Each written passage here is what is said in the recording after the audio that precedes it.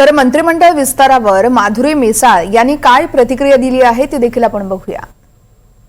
राज्य मंत्रिमंडळाचा विस्तार आहे आणि पुण्यातून पर्वती मतदारसंघातून सलग 4 वेळा विजयी झालेल्या माधुरी मिसाळ यांना देखील संधी दिलेली आहे। माधुरी मिसाळ संपूर्ण परिवाराबरोबर नागपूरमध्ये दाखल झालेल्या एनडीटीव्ही सोबत आपल्याशी बोलतात।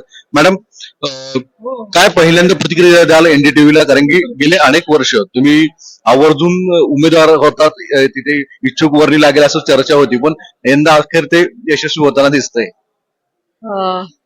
हो, माझी 4थी टर्म आहे आणि पक्षाने यावेळेस विश्वास टाकला। आता सांगितलंय 4 वाजता शपथ घ्यायची आणि खूप आनंद पण वाटला की या पक्षाने यावेळेस विश्वास टाकून मला एवढी मोठी संधी दिली। पर्वती मतदारसंघातून 4 वेळा तुम्ही यावेळेस प्रतिनिधित्व केलेलं आहे।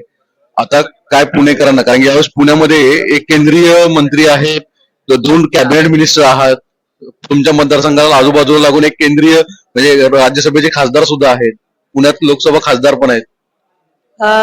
खूप पदं पुण्याला मिळालेली आहेत आणि पुणे आता हे मेट्रोपॉलिटन सिटी होण्याच्या मार्गावर आहे आणि नक्कीच आम्ही पुण्याचा इतका चांगला सगळे मिळून विकास करू।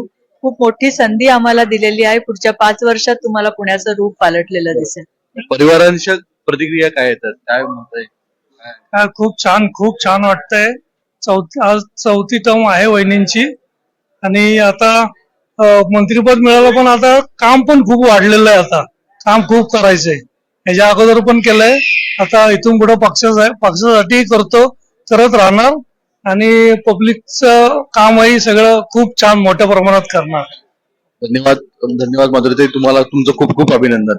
एनडीटीव्ही सोबत त्यांनी प्रतिक्रिया दिली आहे आणि मत मांडलेलं आहे की पुणेकरांचं आभार आहेत आणि पक्ष नेतृत्वाचे सुद्धा आभार आहेत। सागर कुलकर्णी, एनडीटीव्ही मराठी, नागपूर।